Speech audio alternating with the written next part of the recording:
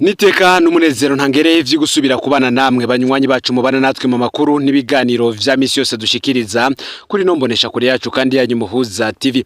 Numwaye tugiye kubageza ko amakuru biriko biravugwa bigezwe ko muri kano kanya nga mu gihugu c'u Burundi, akaba ari amakuru tuzagaruka kuri vyinshi bitandukanye cyane biriko biravugwa mu gisata ca politike be n'igisata c'umutekano ndetse nibiriko biravugwa iri hino ngaha mu gihugu c'u Burundi.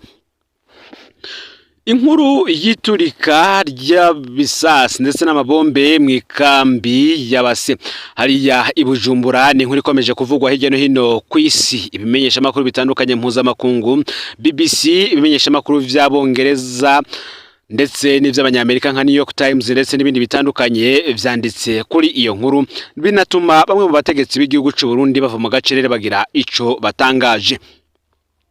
Abategetsi bakomeye kuva ku mukuru w'igihugu ndetse n'abandi batandukanye baragize ivyo bashikirije. Abastane nabo bari mu bice vyegwa n'ico kibazo cabere mwiturika ry'ibisasu nabo bageze ico batangaza, ndetse bikanavuga ko bamwe mu bana bari baburiwe irengero bo batanguye guhuzwa n'imiryango yabo. Sivyo gusa rero ni biriko biravugwa cyane ku gikorwa umukuru w'inama nkenguza amateka General de Brigade Murantunge General de Police Gervais Ndirakobuca yakoze. Ni ibintu vyabaye ku munsi w'ejigenekerezo ya mbere ndamukiza uyu mwaka wa 2026 Igitega, aho abakozi bose mu nama nkenguza amateka iyo barabasavye ibintu vyatumye benshi mu Barundi bamwibaza ko ndetse bakanavuga ko ari umutegetsi agira ikigongwe kandi agaragaza ko anezwe abo atwara.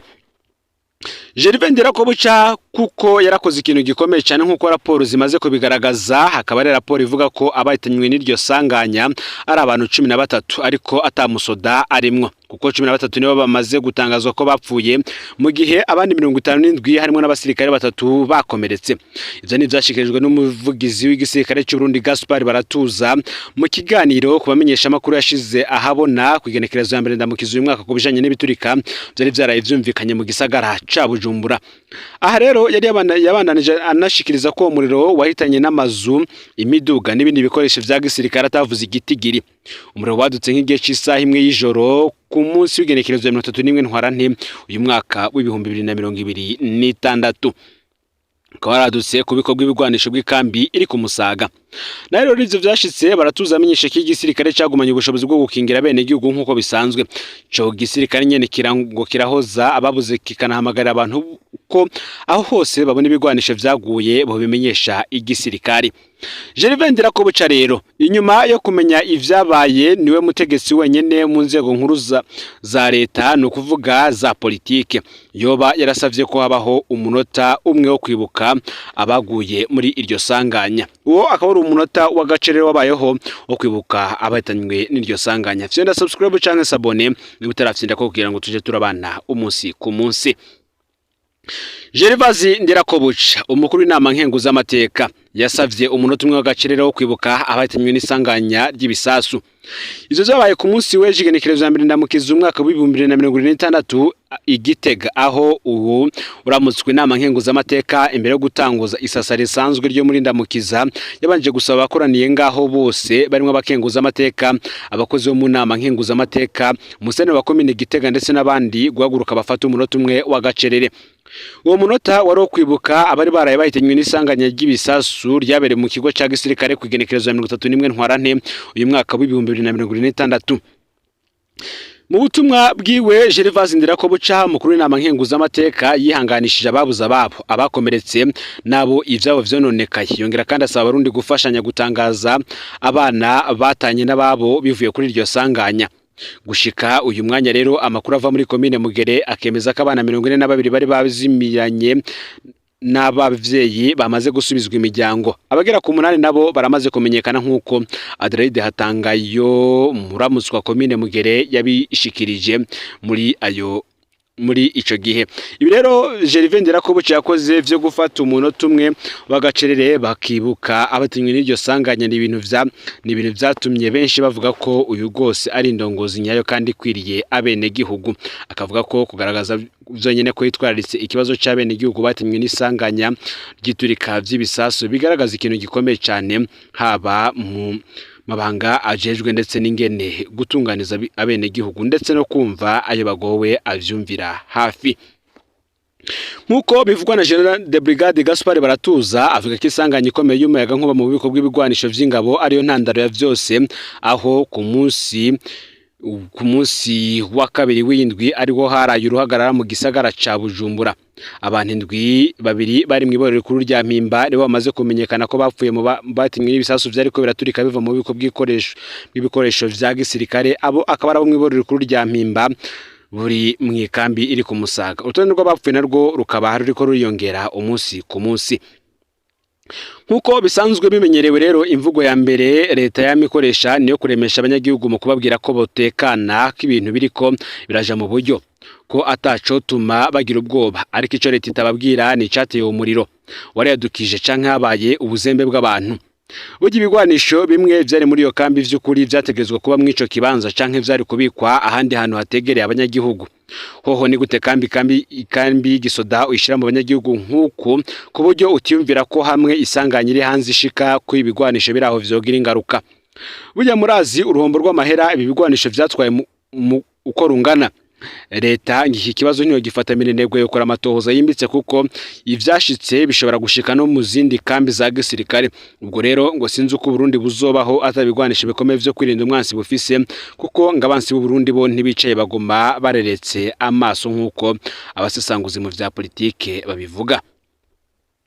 Muti rero ivyo bindi vyifashe gute?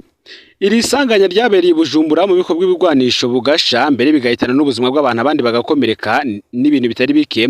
Bamwe bati ese koko mbega imiryango yabuze leta ntiyigarukirako? Mbere inabafashe gufubana iteka abo bantu. Mbega ntihari akwiye kuba kigandara ku rwego rw'igihugu n'ibendera ry'igihugu rikegezwa hagati mu gwicubahiro ca nyuma abo bantu bahitanywe n'iryo sanganya?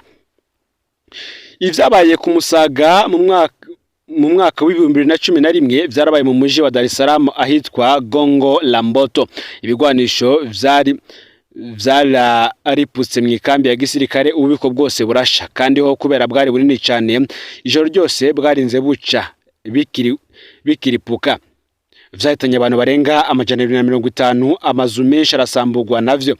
Leta ya Tanzania yarashumbusha bononekaje ibintu yongera kandi garukira ku miryango yabuze, mbere nayo yatanze uburyo bwo kubafoba. Hanatanzwe kandi ikigandaro c'indwi yose mu gihugu. Benshi bakavuga ko rero iki cakabaye icigwa gikomeye cyane ku bategetsi b'u Burundi. Abantu benshi bumvise ivyashikijwe na Gaspard Baratuza avugira igisirikare k'abana aribo bagiye barubaka begera amakambi ya gisirikare bayasanga aho yasizwe kuva kera. Ngire rigashobora kuba imvo imwe leta ishobora kwitwaza kugira ngo ntibashumbushe, hama mukakura n'icigwa ko cyo kutubaka cyane iruhande y'amakambi ya gisirikare, kuko muba muri ko mwegera akaga. Turetse ko n'ibigwanisho vyohura n'isanganya bigaturika, kandi muti mbega ikambi iramutse itegwe ntimwumva ko vyohitana begereye aho hantu? Ikindi naco kiraba leta, ubwo ivyo bigo vya gisirikare bigeze mu muji hagati, si ivyo bituma mutemera ko Bujumbura aho bakwa amazu maremare cyane kugira ntagira ababona imbere muri ivyo bigo. Ivyo ntibizotuma ishusho y'umuji itaboneka neza nk'indi miji. Nkuko Gaspard Baratuza yabivuze, igihe ivyo bigo vyashigwaho vyari inyuma y'umuji kure cyane, ariko uyu munsi vyasigaye hagati mu muji. Ngogo kuvyimura si coroshe kuko bitwara uburyo bwinshi cyane, ariko kandi ubuzima bw'abantu ni katihabwa kuko bagumye begera amakambi bubaka leta ibona.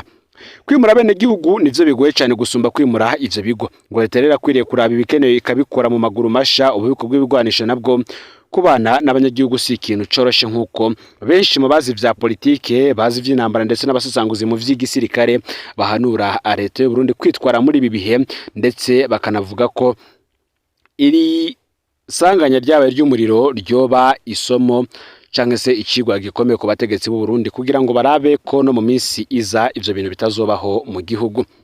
N'intambara y'ibihori inezera ibisiga.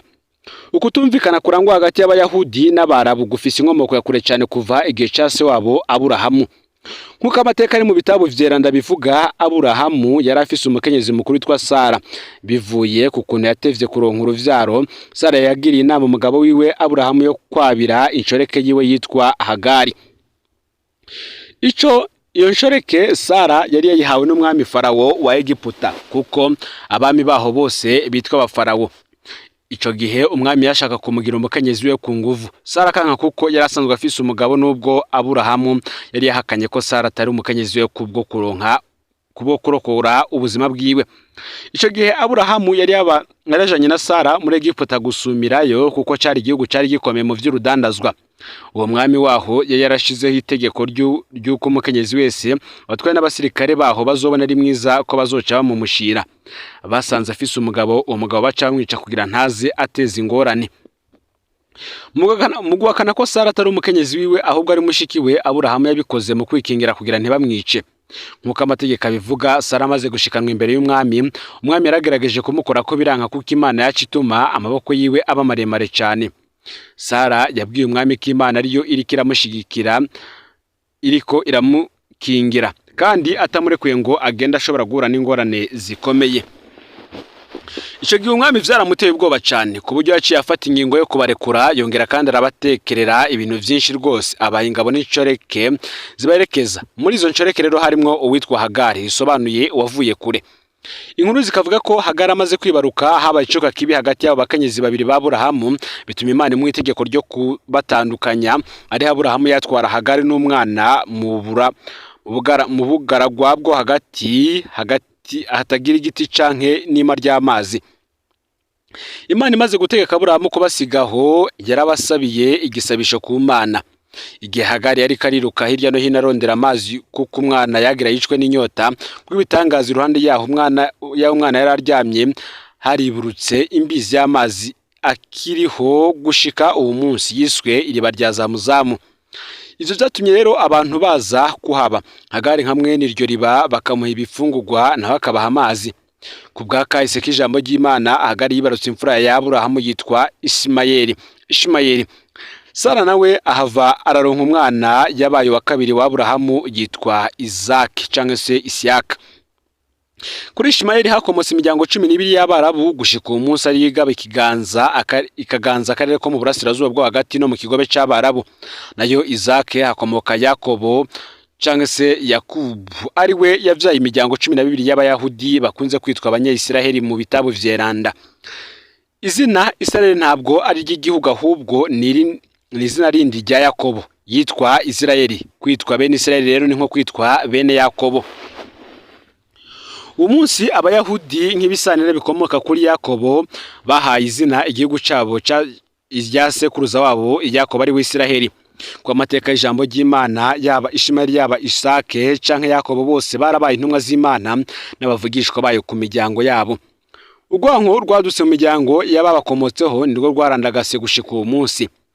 Ivyo nta bitangaza birimwe kuko ni henshi ku isi tumaze kubona abana badasangiye abavyeyi babo cyane cyane ba nyina, usanga badahuza kuko abasangiye ba nyina baba bumva umengo baravukana, abasangiye base bakumva umengo ntaco bapfana. Kubwa amateka nyene bikavuga ko Imana yahaye ingabire y'ubwenge budasanzwe Abayahudi ku rugero atakindi kiremwa muntu cigeze kigira ubwenge nkabo. Nico gituma umwana wese avutse afise amaraso y'Abayahudi bene wabo bategerezwa kumurondera bakamwiyegereza kuko barazi ko azogira ingabire idasanzwe. Ayo mateka nyene akavuga ko Abarabu bafise ingabire mu bijanye n'urudandazwa. Ikintu cyose bashize ku isoko kirahurumbirwa cyane bigatuma baba batunzi bakomeye. Kubwa ayo mateka rero bivuga ko Abayahudi kubw'ubwenge bwinshi bafise vyaviremwo kugarariza amategeko y'Imana kuko bifuza ko imbere yuko ifata ingingo yo zirabanza kubagisha inama kuko nabo ari incabwenge. Ngico bacarabaterera ku kagagazo n'urukundo Imana yaberetse kuva kera kuko ivyo bashaka vyose yarabibaha mu nzira zoroshe. Ko gutona cyane ku Mana rero kwatumye bita abana b'Imana canke ubwoko bw'Imana basigara bifata nk'atari abantu nk'abandi.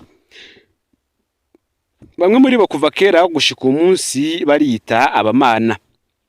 Ico gihe ca kera bo baragezaho basaba Imana ko bakeneye ko iza ku isi aho bayibona, bakaza barisaba ivyo bashatse imbona nkubone batiriyo baraca ku ntumwa yabahaye. Kwa mateka y'ubutaka bw'amajepfo ahegereye ikiyaga gitukura bwakukira Abayahudi iyo myaka, nico gituma vyari vyoroshe ko haba imigendanire hagati y'ako karere na Egiputa. Igihe umwami Farawo wa Egiputa yari yaragize abayahudi abacakara biwe, vyoba vyari vyavuye ku kiza c'amapfa cari carateye mu bayahudi bituma bahungira muri Egiputa. Igihe rero intumwa y'Imana Moze canke Musa yabakura mu minwe ya Farawo, imiryango 12 y'abayahudi yajabutse ikiyaga gitukura baja ku butaka bw'isezerano. Abayahudi babananije kugarariza amategeko Imana yabaha, bavuga ko bashaka gusenga imana zabo. Ivyo rero vyahavuye bishavuza Imana kuba ari intashima ku vyiza bahaye, maze irabatatanya barashwiragira ku isi. Uko guta ubutaka bw'isezerano vyatumye rero bamwe mu bakomoka kuri ya miryango 12 y'Abarabu baca bafata ubwo burere bwahoze ari ubw'Abayahudi, kuko vyavugwa ko ari ubutaka bweranda bukwiye kuba ko abemera amategeko y'Imana gusa. Ku bw'izo nkuru rero zivugwa mu vyagezwe n'Imana, intumwa y'Imana Muhammad yabayeho, Abayahudi babizi ko azoza, ariko bo bari bazi ko azova mu bwoko bwabo, kuko ubwoko bw'Abayahudi ari bwo bwavuyemwo intumwa n'abahanuzi benshi cane. Ibitabo vyeranda vy'Abahudi vyari vyasizwe na Mose hamwe na Yesu vyavuga izina ry'iyo ntumwa naho azovukira, ariko ntivyavuga ubwoko azovamwo. Uko gukebana rero kw'Abayahudi n'Abarabu, bamwe bakibona ko aribo bahambaye kurusha abandi, basa n'abahanze amaso iyo ntumwa ya nyuma izobaho, ikazohabwa ububasha bwo kwigisha ijambo ry'Imana ku isi yose. Abayahudi nk'abamenyi badasanzwe n'icabwenge z'ivyagezwe, bamaze kumenya aho iyo ntumwa izovukira, baciye baja kubayo mu kwizera ko iyo ntumwa izovukira muri bo, ariko mu karere k'Abarabu. Ariko mu karere k'Abarabu murantunge, kuko ntibemera ko iyo ntumwa izoba ikomeye yoza ari umwarabu, kuko ku bwabo Imana yari kuba ibahemukiye. Kuba Abayahudi kandi bategekanya ko basanze iyo ntumwa ari umwarabu bazoca bamwica akiri umwana kugira ubwo buhanuzi ntibushike. Intumwa y'Imana Muhammad akiri umwana muto yarigeze kujana na se wabo mw'isoko, kuko niwe yamureze. Abavyeyi be bamaze kwitaba Imana, igihe bari mw'isoko, se wabo wa Muhammad yagiye abona umugabo w'Umuyahudi yari mu bihebeye Imana nka patiri w'uno munsi, amukwegeye ku ruhande acamwongorera ko yo kwakwanya gatanu uwo mwana, kuko ashobora kwicwa n'abategetsi b'Abayahudi mu gihe bomenya ko ari we ntumwa y'Imana yavuzwe mu bitabu. So wa Muhammad ntiyemeye ivyo uwo yihebeye Imana amubwiye, yabona ari ubwangushi. Niwe yaca amwereka kimwe mu bimenyetso bikomeye vyavuzwe mu bitabu vy'Abayahudi mu bizoranga iyo ntumwa. Yamweretse ko Muhammad atagititu afise naho hoba ari kuzuba. Amubwira ko Abayahudi ari cyo kintu barabira ko ku mwana w'umuhungu wese babonye, bituma se wabo amutana vyihuse atangura kumunyegeza. Bimaze kumenyekana rero ko hose ya ntumwa yavuzwe mu vyagezwe vy'Abayahudi ari umwarabu, baciye barahira bararengwa ko batazopfa bemeye ivyo avuga n'uruvyaro rwabo rwose.